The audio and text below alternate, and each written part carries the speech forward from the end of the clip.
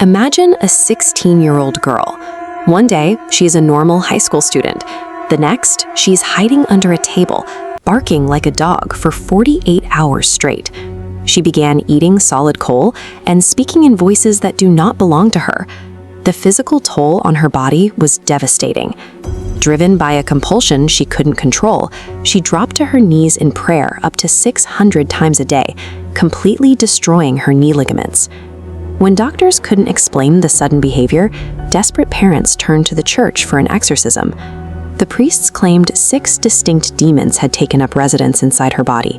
One of them was Adolf Hitler, but the voices in her head also identified themselves as Judas Iscariot and the Roman Emperor Nero.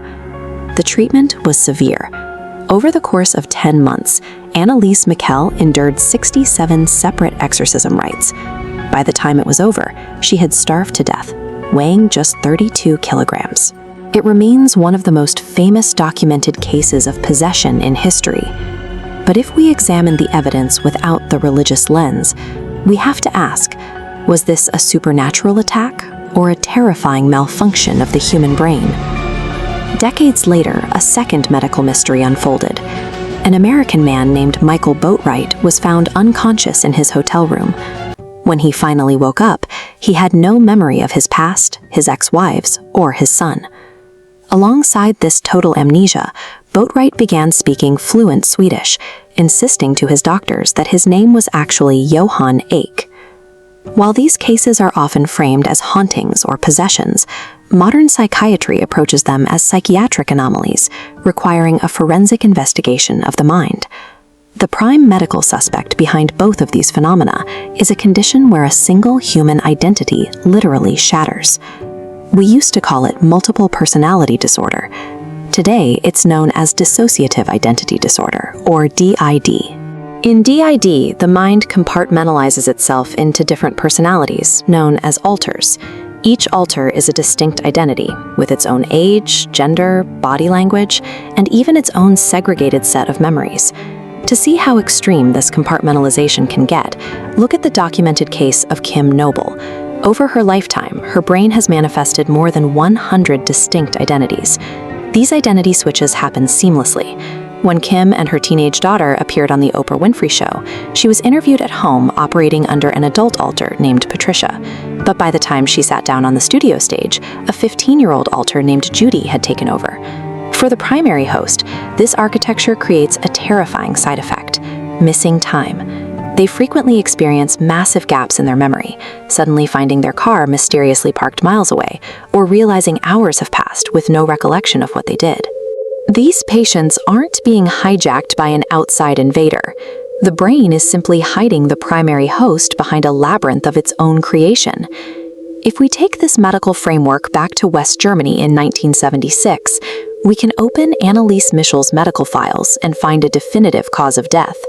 She died from severe dehydration and starvation, directly resulting from medical negligence. This timeline charts the undiagnosed illnesses ravaging her brain. Physicians found anorexia nervosa explains the starvation, and temporal lobe epilepsy triggered intense hallucinations.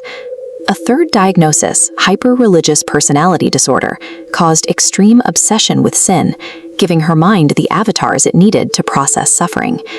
Anneliese didn't randomly hallucinate names like Lucifer or Judas. Those were the exact terrors drilled into her during her strict religious upbringing.